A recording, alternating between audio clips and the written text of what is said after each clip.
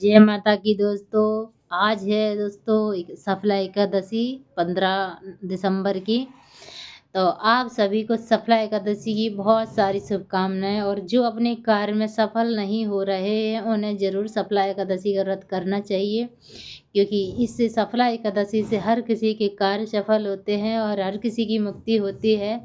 तो दोस्तों इस व्रत को ज़रूर करना चाहिए और वीडियो में एंड तक बने रहना कि इस व्रत में क्या बताया है। आज हम आपको पूरा बताएंगे। दोस्तों हमने भी एकादशी का आज व्रत किया है। तो जो हमने माता रानी की और जो एकादशी व्रत की कथा में पढ़ा है वो हम आप सबको आज बताएंगे। सफला एकादशी के व्रत से कितना बड़ा लाभ होता है। तो दोस्तों सफला एकादशी की कहानी में आज हमने सुना है कि बहुत बड़ा एक राजा था, उसके 4 पुत्र थे और 4 पुत्रों में सबसे बड़ा बेटा बहुत ही ज़्यादा स्त्री गमन यानी वेश्यावृत्ति में ज़्यादा अपना धन खर्च किया करता था। तो वो बहुत ही बड़ा कुकर्मी था। जब राजा को पता चला कि ये इतना बड़ा कुकर्मी है तो उन्हें अपने राज से निकाल दिया। तो अब वो अपने राज से निकाल के मतलब वन में भटकने लगा। तो उसने सोचा कि अब कुछ तो करना पड़ेगा पेट पालने के लिए।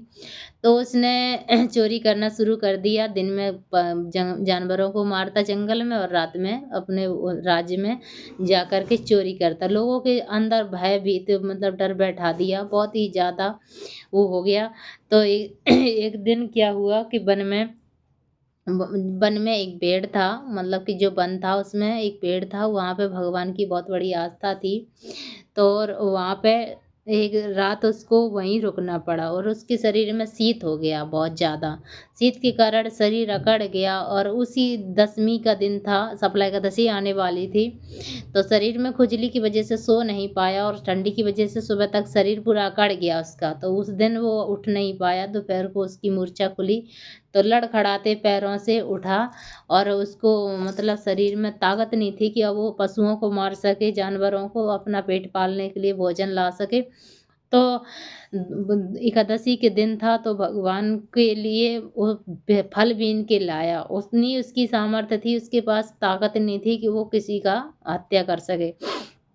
तो फल लाके भगवान को उसी पेड़ के नीचे चढ़ा दिए और मन से बोला कि प्रभु आज जो है इसी को पालो, आज हमारी ताकत नहीं है कि हम कुछ ला सकें।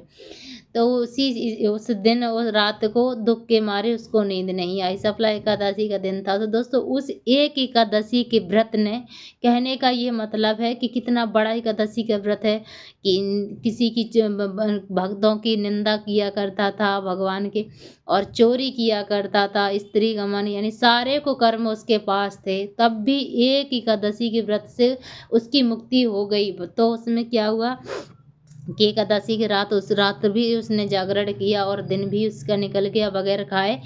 तो रात्रि को जब जागरण किया तो सवेरे पे भगवान ने उसको खुश होकर सुंदर से सजे हुए घोड़े को भेजा और अच्छे वस्त्र आभूषणों से उसको सजा दिया और उसके पास लड़के के पास उस घोड़े को भेजा और आकाशवाणी हुई ऊपर से कि जाओ, आज से तुम्हारी इस एकादशी से सारे पाप नष्ट हो गए हैं, तुम्हें तुम्हारे पिता के राज्य में फिर से जगह मिल जाएगी, आप अपने पिता का राज सुख से भोगो। तो बहुत ही ज़्यादा वो खुश हुआ और भगवान की ऐसी कृपा हुई कि उसके पास सुंदर वस्त्र धारण करे हुए सुंदर अच्छे घोड़े पे सजाकर भगवान ने उसे अपने पिता के पास गया। तो पिता को सब बताया तो पिता ने खुशी-खुशी उसको स्वीकार कर लिया और सारा राज्यभार सौंपकर पिताजी उसके वन को चले गए तपस्या करने के लिए और वो अपना राज्यभार सँभालने लगा और उसकी स्त्री, बच्चे, उसकी शादी हो गई, मतलब स्त्री, बच्चे सब भगवान में जुड़ गए। तो एक एकादशी के व्रत ने पूरी ज़िंदगी, पूरा परिवार सँवार दिया। तो दोस्तों इस व्रत एक ही बार उसने एक व्रत किया लेकिन पूरी भक्ति भाव से किया। इस व्रत का 3 दिन का नियम होता है, उसने पूरा किया। दशमी के दिन एक टाइम भोजन करते हैं और दूसरे दिन एकादशी को पूरा भाव से रहना चाहिए। रात्रि को जागरण, दूसरे दिन मतलब संतों को दान देकर तब पारण किया जाता है। दूसरे दिन भी मन से व्रत रहना चाहिए, यानी खाना तो खा सकते हैं द्वादशी के दिन, लेकिन फिर भी 3 दिन का व्रत बताया है। ऐसा बताया है कि जैसे कि स्त्री गमन मतलब कि अपने परिवार में एकदम साधारण बन के रहना चाहिए।